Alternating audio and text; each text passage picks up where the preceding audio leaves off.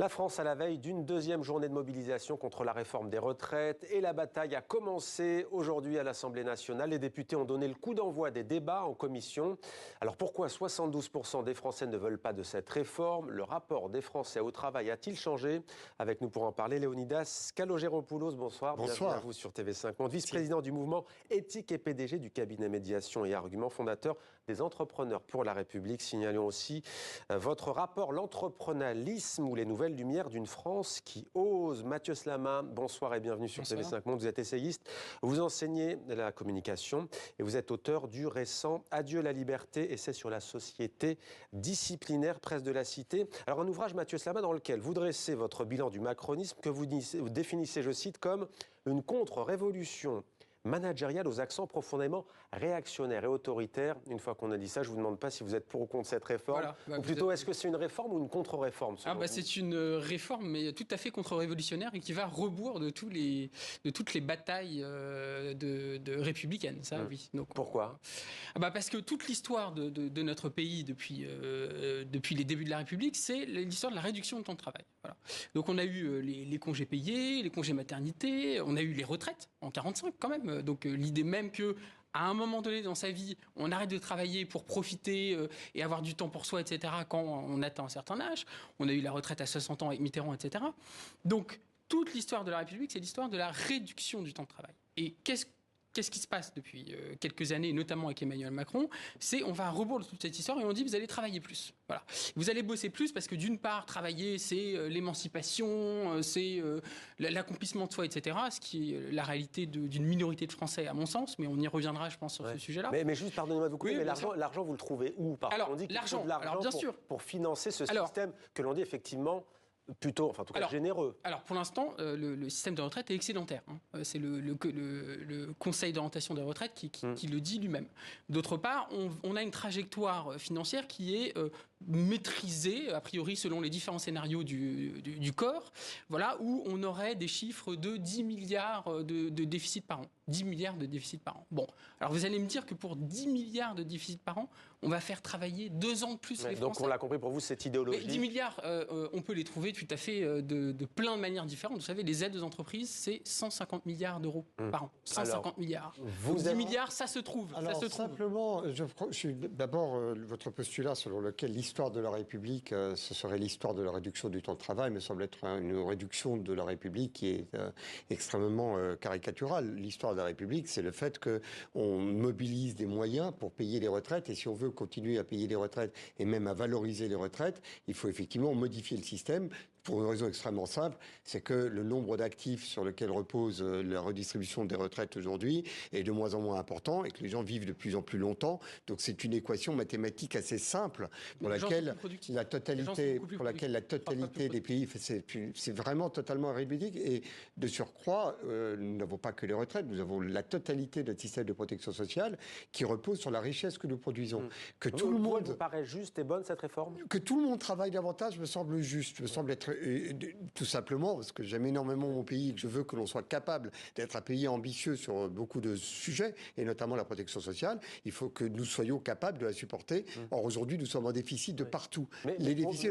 Juste sur la réforme, non, je pense que la réforme a un certain nombre d'ajustements. Il y a un point peut-être sur lequel on sera d'accord.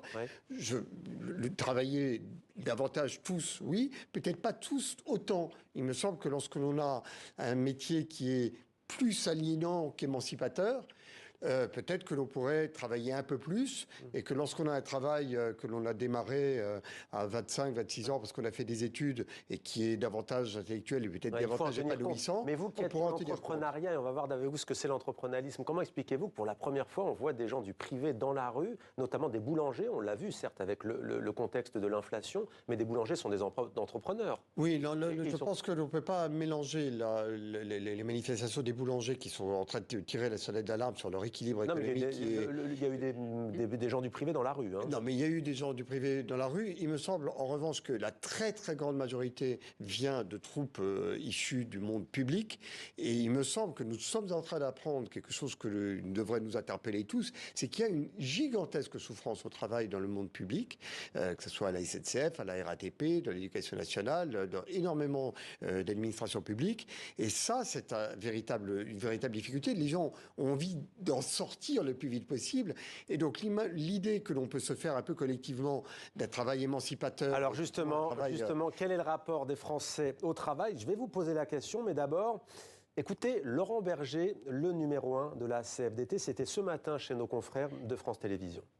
Le travail a de la valeur, nous. C'est ce qu'on lui dit, c'est que le travail a de la valeur. Et aujourd'hui, beaucoup dans le monde du travail souffrent d'un problème de reconnaissance.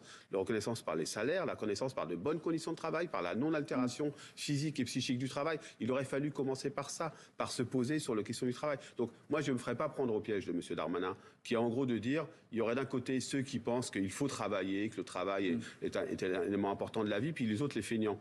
Moi, je pense que le travail, c'est fondamental. Mathieu Slama, votre réaction? De plusieurs manières. D'abord, en France, plus de la moitié des Français voient dans le travail une source de leur mal-être. Donc ça veut dire que pour la majorité des Français, le travail est une forme de souffrance. Donc ça, c'est quand même un élément important à avoir en tête quand on parle de travail et du travail comme émancipation. Non, mais le problème, c'est pas qu'une question. Vous voyez bien que derrière le débat, je pense que le débat sur le travail est fondamental et que derrière cette question de retraite, il y a ce débat-là. Et ça, j'en suis persuadé. Et c'est pour ça que j'ai parlé aussi de la réduction du temps de travail. Donc voilà, 20% des Français en 2022 ont fait des arrêts de travail liés à des burn-out. Donc la souffrance au travail, c'est une réalité qui est majeure en France et qui doit donc être prise en compte. À partir du moment où on parle du travail, ça doit être pris en compte. Aujourd'hui, on a un discours sur le travail consiste à dire c'est formidable, on s'émancipe par le travail, c'est le bien-être, c'est comme ça qu'on acquiert notre confiance en soi, etc. Alors qu'en réalité, la réalité, c'est le contraire de ça. C'est que le travail aujourd'hui, c'est le harcèlement, c'est l'aliénation, c'est des situations de souffrance, c'est évidemment aussi les questions de pénibilité physique. Je rappelle quand même que le gouvernement a supprimé plusieurs critères de pénibilité, ce qui rend le rapport au travail d'autant plus compliqué. Donc juste pour finir sur ce point-là, je pense qu'on ne comprend rien au débat actuel si on ne met pas sur la table la question de la difficulté du travail pour les Français. Et j'ajoute juste une chose, en un mot, moi je ne suis pas d'accord avec Laurent Berger. Moi je pense qu'il faut remettre en cause cette espèce de valeur travail.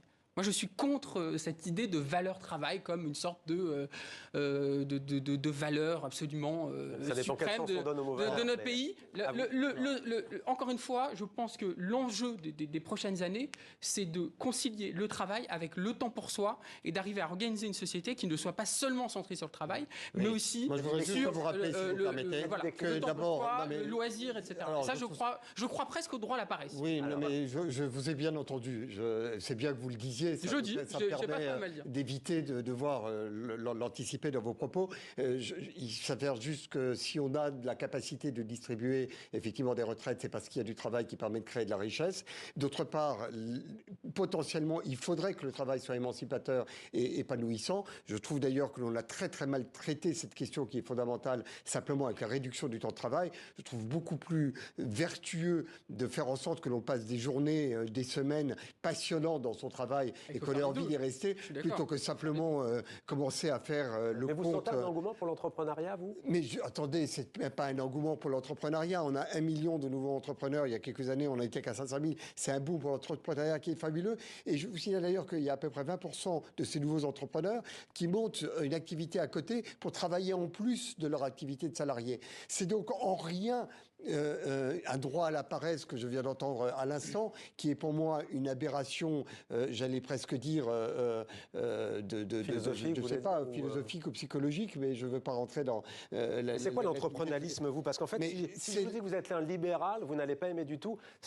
Le MEDEF défend beaucoup ce concept d'entrepreneurialisme. C'est quoi? C'est ni droite ni gauche? Non, l'entrepreneurialisme, c'est tout simplement que le fait de créer des entreprises, c'est apporter des réponses à peu près tous les besoins d'intérêt général dans le pays. Et que l'intérêt général, c'est pas un monopole d'État. Et que ces millions d'entrepreneurs qui se mettent à trouver des solutions dans tous les domaines, eh bien, c'est une source extraordinaire dans les quartiers populaires, en banlieue, mais dans les quartiers populaires, à peu près, pour l'économie circulaire, pour la sobriété énergétique. Vous avez tous les jours... Mais entrepreneurs comment? Comme Uber? Parce qu'on on sait que vous allez être d'accord avec Emmanuel Macron. Est-ce que vous êtes pour l'ubérisation? Non, écoutez, je ne suis ni pour l'une ni pour l'autre. C'est vrai qu'entrepreneur, c'est beau quand on l'entend, mais ça dépend quel entrepreneuriat. Mais pas du tout. Toutes les formes d'entrepreneuriat ont des vertus. Ensuite, il y a un certain nombre de dysfonctionnements qui peuvent intervenir. Et de ce point de vue-là, la régulation est très vertueuse, qui est énormément d'entrepreneurs et qu'il y ait de la régulation, c'est comme ça qu'on vit dans une société. Ouais. En revanche, que l'on veuille absolument que la société soit tournée vers toujours moins de travail, toujours plus Vous êtes de pour lutte moins des d'État et classes. plus de liberté, si je résume. Oui, mais je ne moins suis d'État, pas. plus de liberté. Non. Oui, mais je ne suis Ouais. pas hostile, je ne suis pas allergique. Ce ne sera pas plus de Je ne liberté. suis pas Ce sera allergique plus à la de présence de l'État. Je pense que Sur cette l'État question est d'entrepreneuriat, vertueux vous dans le certains sentez- domaines. c'est vrai que la pandémie est passée aussi par là. Alors l'entrepreneuriat, c'est vrai que les Français ont un goût, disons-le, pour l'entrepreneuriat, mais la pandémie est passée par là, et c'est vrai que les études le montrent, les Françaises et les Français ne veulent pas tout sacrifier, comme jadis, au travail. Alors, on sera presque d'accord, sauf que non, vous allez voir, mais oui, je pense tout à fait qu'il y a une évolution dans la société du rapport au travail, c'est évident, et que le modèle du salariat, on va dire, le travail de bureau, etc., avec un certain nombre de métiers qui ont pas vraiment de sens, et je crois qu'il y a une recherche de sens, notamment dans la jeunesse, je suis convaincu qu'il y a en effet une évolution et plein de jeunes qui sont prêts, en effet, à vouloir créer leur entreprise, etc. C'est fascinant. Mais ça, vous avez ça à le faire. cher monsieur, c'est la théorie.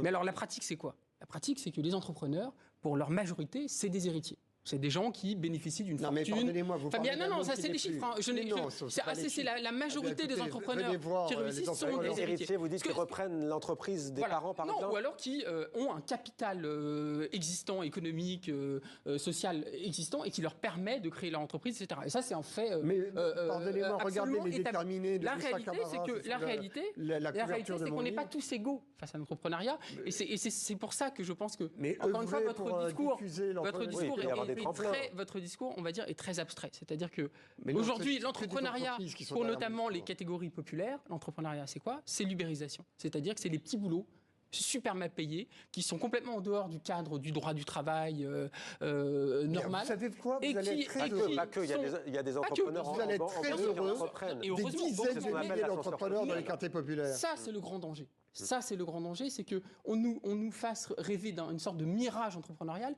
qui, en réalité, est le retour des petits boulots d'avant tous les acquis sociaux qu'on a. Et je suis désolé de vous le dire, mais c'est l'histoire de la République, là, les acquis sociaux. Messieurs, une dernière Et question. le La danger, France c'est que ces est-elle en petits déclin? jobs se retrouvent On a- à précariser la Alors, société. on a- Écoutez, je pense que justement ce boom entrepreneurial, c'est la marque d'un dynamisme extraordinaire de notre Donc pays. la France n'est pas en déclin pour vous. Non seulement elle n'est pas en déclin, mais elle a un avenir radieux devant elle. Et vous, la France est-elle en déclin, oui ou non? Elle est en déclin, absolument, en déclin. Et puis d'abord dans une précarité de plus en plus grande, les inégalités sont de plus en plus fortes. Et elle ira mieux en travaillant moins. Et je pense que la réforme des retraites, pourquoi il y a autant de mécontentement, c'est que de plus en plus, ces inégalités et cette Vous êtes plein de répartition des paradoxes. richesses Attendez, inégales laissez-le finir.